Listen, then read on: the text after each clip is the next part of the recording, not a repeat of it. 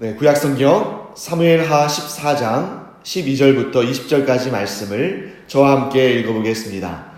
여인이 이르되 청하건대 당신의 여종을 용납하여 한 말씀을 내 주 왕께 여쭙게 하옵소서 하니 그가 이르되 말하라 하니라. 여인이 이르되 그러면 어찌하여 왕께서 하나님의 백성에게 대하여 이 같은 생각을 하셨나이까? 이 말씀을 하심으로 왕께서 죄 있는 사람같이 되심은 그 내쫓긴 자를 왕께서 집으로 돌아오게 하지 아니하심이니이다. 우리는 필경 죽으리니 땅에 쏟아진 물을 다시 담지 못함 같을 것이오나 하나님은 생명을 빼앗지 아니하시고 방책을 베푸사 내쫓긴 자가 하나님께 버린 자가 되지 아니하게 하시나이다. 이제 내가 와서 내 주 왕께 이 말씀을 여쭙는 것은 백성들이 나를 두렵게 하므로 당신의 여종이 스스로 말하기를 내가 왕께 여쭈오면 혹시 종이 청하는 것을 왕께서 시행하실 것이라. 왕께서 들으시고 나와 내 아들을 함께 하나님의 기업에서 끊을 자의 손으로부터 주의 종을 구원하시리라 함이니이다. 당신의 여종이 또 스스로 말하기를 내 주 왕의 말씀이 나의 위로가 되기를 원한다 하였사오니 이는 내 주 왕께서 하나님의 사자같이 선과 악을 분간하심이니이다. 원하건대 왕의 하나님 여호와께서 왕과 같이 계시옵소서. 왕이 그 여인에게 대답하여 이르되 바라노니 내가 내게 묻는 것을 내게 숨기지 말라. 여인이 이르되 내 주 왕은 말씀하옵소서. 왕이 이르되 이 모든 일에 요압이 너와 함께 하였느냐 하니 여인이 대답하여 이르되 내 주 왕의 살아계심을 두고 맹세하옵나니 내 주 왕의 말씀을 좌로나 우로나 옮길 자가 없으리이다. 왕의 종 요압이 내게 명령하였고 그가 이 모든 말을 왕의 여종의 입에 넣어 주었사오니 이는 왕의 종 요압이 이 일의 형편을 바꾸려 하여 이렇게 함이니이다. 내 주 왕의 지혜는 하나님의 사자의 지혜와 같아서 땅에 있는 일을 다 아시나이다 하니라. 아멘. 자, 이 본문을 우리가 이 14장을 사무엘하 14장을 또 꽤 오래전에 이 앞부분을 했기 때문에 잠깐 제가 이 내용을 이 앞부분의 내용을 좀 설명을 드리겠습니다.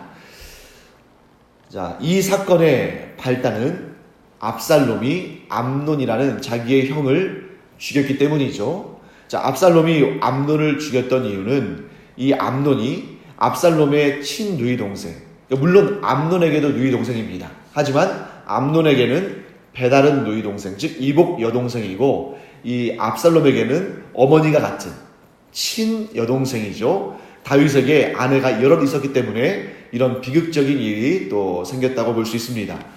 그래서 암논이 압살롬에 의해서 죽임을 당하고 또 압살롬은 이제 이 도망을 쳤죠. 외국으로 도망을 치는데 그 도망친 상태에서 돌아오지 못하고 있는 상황 가운데 있습니다. 근데 그러고 나서 이제 시간이 꽤 지나니까 이 압살롬을 향한 다윗의 마음이 미움과 증오에서 그리움과 사랑으로 바뀌고 있는 그런 상황입니다. 그 모습을 지켜보고 있던 요압이 다윗이 자신의 명예로 인해서 또 이 공의로 인해서 압살롬을 부르지 못하고 이러지도 못하고 저러지도 못하는 상황 가운데 있는데 내가 좀 힘을 써야겠다 하는 그런 마음을 가졌죠. 그래서 드고아에 있는 한 지혜로운 여인을 불러서 그 여인에게 이런저런 말을 다윗에게 전달해라 라고 말했습니다. 그리고 이제 이 드고아의 지혜로운 여인은 이제 변장을 한 거죠. 어떻게 변장을 했냐면 오래도록 죽은 자의 문제로 고통당하고 있는 여인으로 분장을 하고 갑니다.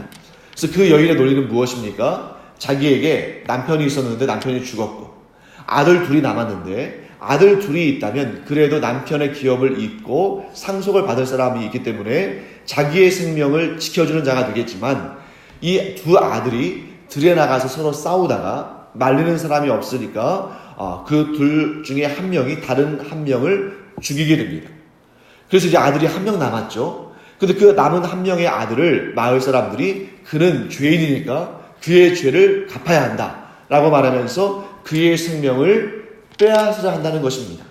자, 그렇게 되면 어떻게 됩니까? 아들 둘이 다 사라지는 것이고 그 일로 말미암아 이 과부는 남편도 죽고 두 아들이 다 죽음으로 말미암아 땅을 기업으로 유지할 수 없는, 그래서 생명을 유지하기가 힘든 그런 상황이 되니 이걸 어떠면 좋습니까? 하고 왕에게 가서 그 말을 전하는 것입니다. 그때 다윗 왕의 반응은 무엇이었습니까? 그렇지, 그 남은 아들 한 명만이라도 너에게 있어야 되는데 그 아들마저 죽으면 너의 생명이 위태롭게 되고 그 가문을 이어갈 자가 없어지니까 너 안심해라. 내가 너를 보호해 주겠다. 너의 이웃들이 너의 남은 한 명의 아들을 죽이지 못하도록 내가 조치하겠다. 이렇게 말합니다. 이제 이 내용까지가 11절까지의 내용이죠. 그리고 오늘 이제 드디어 이 드고아의 여인이 본격적인 이야기를 시작합니다. 자, 만일 이 드고아의 지혜로운 여인이 자기의 말에 대해서 다윗이 공감하지 않았다면 이 다음 말을 할 수 없었을 겁니다. 그런데 자기가 한 그 말에 대해서 사실은 요압이 이렇게 말하라고 한 그 내용이죠. 그 내용에 대해서 다윗이 공감하고 설득당하는 것처럼 보이니까 이제 본격적인 자기가 하고 싶은 이야기를 하는 것입니다. 드고아 여인의 논리는 뭐냐면 다윗 왕은 내 처지를 공감하면서 사람들이 피해 복수를 하지 못하게 함으로 내 삶을, 내 생명을 지켜줘야 한다고 판결하면서 정작 왜 자신의 아들에 대해서는 그런 생각을 하지 않느냐 하는 겁니다. 자, 이것이죠. 다윗 왕은 내 처지에 대해서 긍휼히 여기시고 나를 보존하고 나의 생명을 보존하려고 이렇게 마음을 가지시면서 정작 외국으로 도망친 아들 압살롬에 대해서는 왜 그런 생각을 갖지 않으시냐.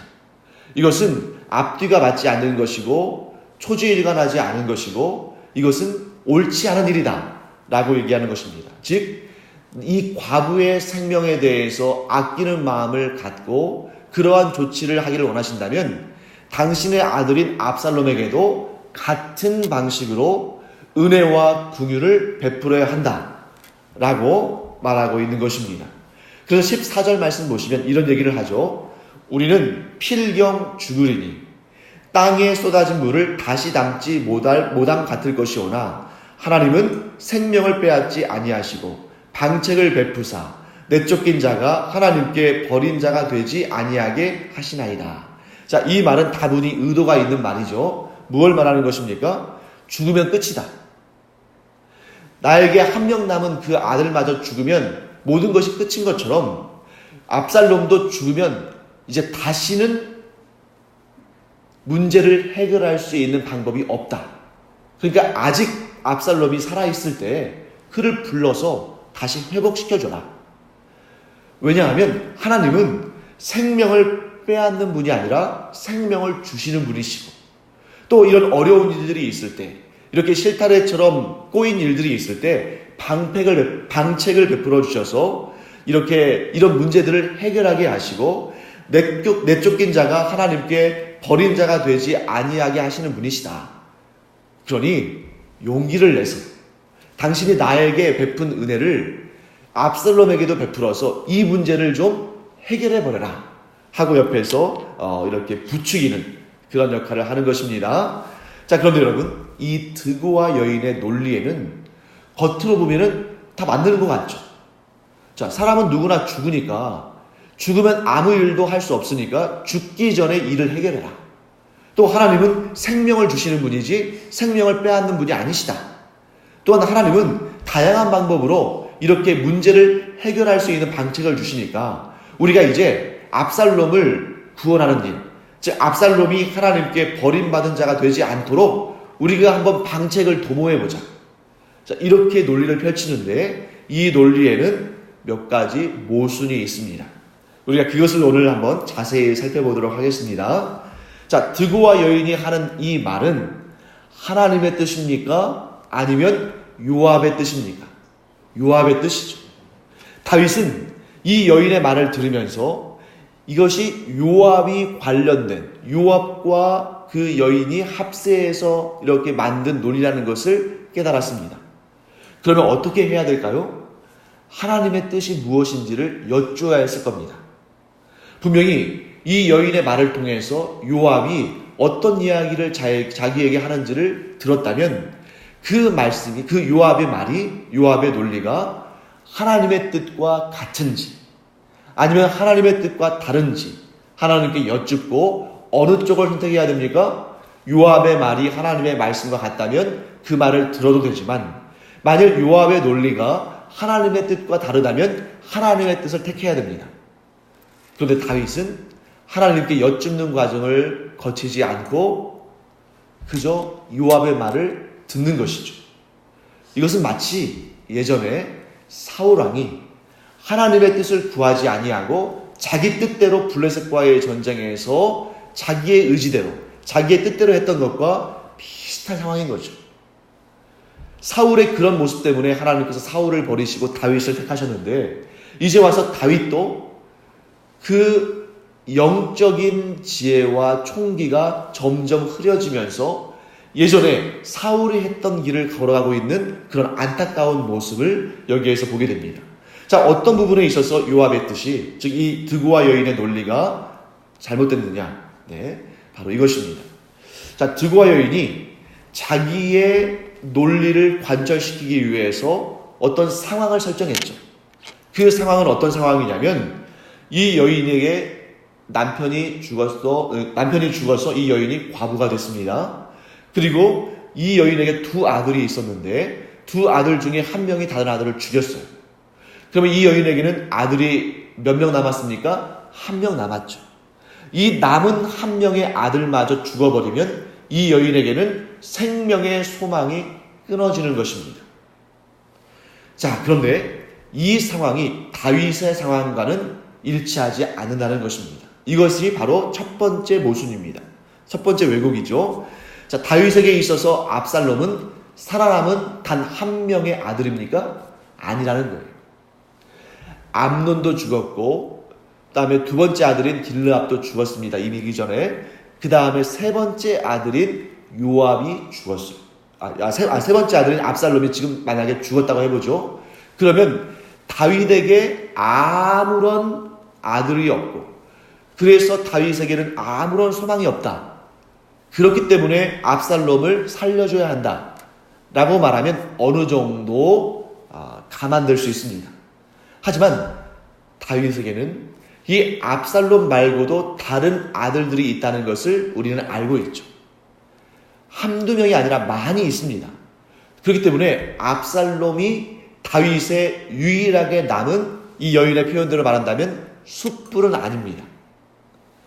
그럼에도 불구하고 지금 이 요압과 이 드고아의 여인은 어떻게 해서든지 간에 압살롬을 다시 예루살렘으로 불러들이려고 이렇게 맞지 않는, 적절하지 않은 그러한 예를 들고 있는 것이죠. 자, 두 번째는 더 중요한 이유입니다. 이 여인의 말처럼 하나님은 생명을 살리시는 분이시고 하나님은 사랑이 많으신 분이시고 하나님은 긍휼이 풍성하신 분입니다.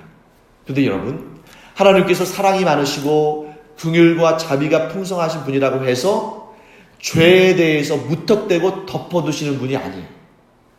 이것을 우리가 뭐라고 표현할 수 있냐면 하나님은 사랑을 이루시기 위해서 공의를 저버리는 분이 아니시다 하는 것입니다. 다시 한번요. 하나님은 사랑을 위해서 공의를 저버리시는 분이 아니시라는 것입니다.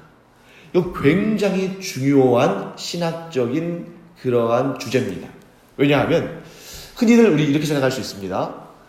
하나님께서 이 죄인들을 용서하실 때에 하나님은 모든 것의 주권자이시고 모든 것의 창조주이시며 모든 것을 다 하실 수 있는 분이시니까 우리가 죄인이라 할지라도 그저 그냥 너희들의 죄를 내가 다 용서해 주겠다 라고 판단하시고 그렇게 말씀하시면 다 이루어지는 일일 텐데 굳이 왜 예수 그리스도를, 즉 자신의 독생자 아들을 이 땅에 보내셔서 그로 하여금 우리의 죄를 대신 지게 하시고 십자가에 달려 죽게 하셨을까? 거기에 아주 중요한 내용이 담겨 있는 것이죠. 하나님은 사랑과 긍휼과 은총이 풍부하신 분이시지만, 그렇게 풍성하신 분이시지만, 그렇다고 해서 그로 인해서 공의를 저버리지는 않으신다는 것입니다. 공의는 무엇입니까? 죄에 대해서는 벌로, 의에 대해서는 상으로 갚아주시는 것이 하나님의 공의입니다. 그래서 하나님께서는 그 공의를 지키시기 위해서, 이 공의를 저버리지 않으시기 위해서 그냥 우리의 죄에 대해서 내가 그냥 죄 없는 걸로 해줄게 하고 덮으신 것이 아니라, 가장 사랑하시는 그 독생자 아들 예수 그리스도의 영원한 생명을 내어주시면서까지 공의를 이루신 것입니다. 왜요? 죄에 대해서는 응당한 대가를 치러야 되니까. 그런데 하나님께서는 우리의 죄에 대해서 응당한 대가 정도가 아니라 영원한 생명을 내어주심으로 말미암아 그 죄값에 대한 공의를 넘치도록 이루셨습니다. 이 사실을 누구보다 잘 알고 있는 사람이 다윗입니다. 왜냐하면 이미 경험을 했거든요. 다윗이 밧세바와 간음했을 때, 사실 더 정확히 말한다면 그를 억지로 동침한 거죠. 그랬을 때 하나님은 그 죄값을 그 사이에 난 소생의 생명을 데려가심으로 치르게 하셨습니다. 다윗은 이 사실을 누구보다 잘 알고 있습니다. 그렇기 때문에 지금 다윗 안에서 압살롬을 향한 연민과 그를 그리워함과 이런 마음이 정말 복받쳐 오르고 있지만, 그럼에도 불구하고 자기 마음대로 압살롬을 불러들이지 못하는 거예요. 왜 그렇습니까? 지금 당장이라도 압살롬을 불러들이고 싶지만, 그렇게 마음이 지금 압살롬을 향해서 불타오르고 있지만, 공의의 문제 때문에. 그가 분명히 사람을 죽였는데 그것도 형제를 죽였고, 그것도 실수로 죽인 것이 아니라 고의로 죽였습니다. 그렇다면 그에게는 마땅히 죄에 대한 응징이 있어야 되는데, 지금은 그나마 구슬당, 자기의 외할아버지가 왕으로 있는 외국에 나가 있으니까 그나마 그 죄를 묻지 않고 있는 것 뿐이지, 만일 압살롬이 이스라엘 땅에 들어온다면, 하나님의 법이, 하나님의 율법이 다스리고 있는 이스라엘 땅에 들어온다면 반드시 압살롬에게는 죽음으로 죄를 물어야 됩니다. 그러니 지금 다윗은 부르지도 못하고, 좀 그립긴 하지만 부르지도 못하고, 그렇다고 해서 그냥 마냥 있자니 마음이 너무 힘들고 이러지도 못하고 저러지도 못하는 상황 가운데 있습니다. 그때 요압이 하나님의 뜻이 아닌 자기의 생각으로 이 드고아 여인에게 그 여인의 입에 말을 담아서 전하는 것이죠. 그냥 불러들여라. 그러면서 하나님의 뜻을 왜곡합니다. 하나님은 생명을 걷어가시는 분이 아니라 생명을 지켜주시는 분 아니냐. 그러니까 하나님은 압살롬의 생명을 걷어가시기보다는 압살롬의 생명을 지켜주시기를 원하실 것이다. 또한 하나님은 우리가 이렇게 풀기 어려운 문제가 있을 때 얼마든지 방책을 내시는 분이니까, 우리가 지금 이렇게 머리를 맞대고 방책을 만들어서 압살롬을 다시 이스라엘로 불러들이도록 하자, 이렇게 제안하는 것이죠. 사랑하는 성도 여러분, 이런 제안은 하나님의 뜻과는 다릅니다. 하나님을 걸고 이야기하고 있지만 사실은 하나님의 뜻과는 완전히 반대되는 생각입니다. 그런데 다윗은 이 생각을 받아들였죠. 결국 나중에 어떻게 됩니까? 지금의 이 상황과는 비교할 수 없는 고통스러운 상황을 초래하게 됩니다. 결국 다윗이 자기 안에 있는 압살롬을 향한 뜨거운 마음 때문에 요압의 제안이 하나님의 뜻이 아님을 알고도 받아들이고, 그래서 하나님의 공의라는 차원은 눈감아 버렸습니다.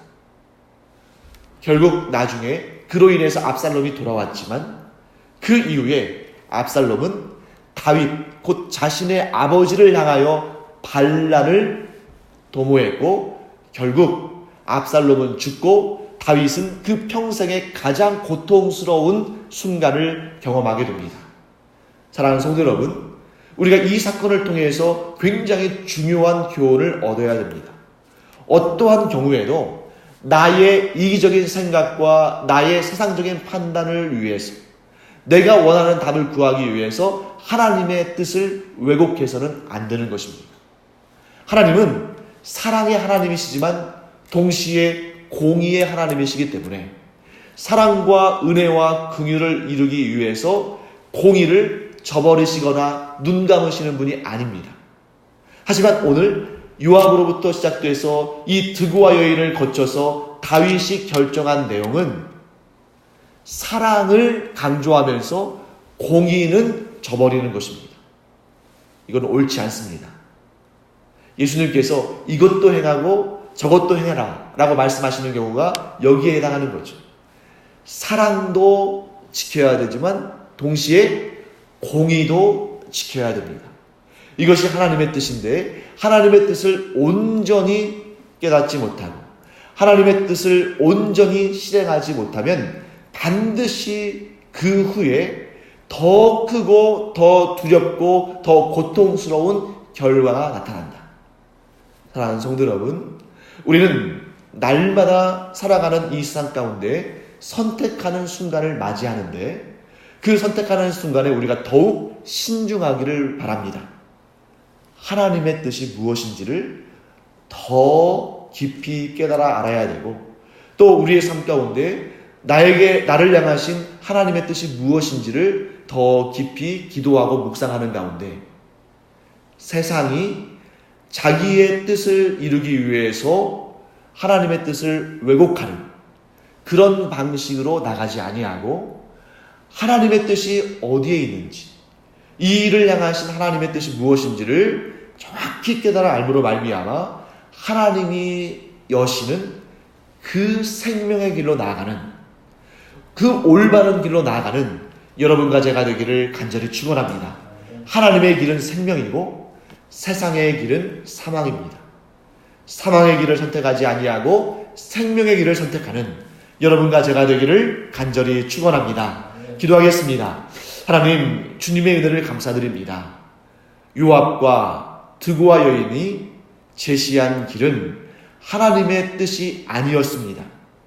그 길을 걷게 되면 결국 더 고통스러운 일을 경험할 수밖에 없습니다.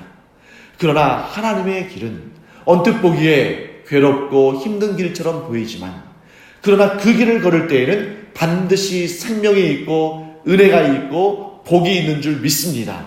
저희들 하나님의 뜻을 온전히 깨달아 알며 그 뜻대로 그 길을 가는 저희들 되게 하여 주시옵소서. 감사드리며 예수님의 이름으로 축복하며 기도합니다. 아멘. 이제는 우리 주 예수 그리스도의 은혜와 하나님 아버지의 무한하신 사랑과 성령의 감동, 감화, 위로, 교통하심이 세상의 길이 아니라 하나님의 길을 걸음으로 말미암아 생명과 은혜와 복을 얻기를 원하는 주님의 사랑하시는 자녀들 위해 이제로부터 영원토록 함께 있을지어다. 아멘. 이 시간 우리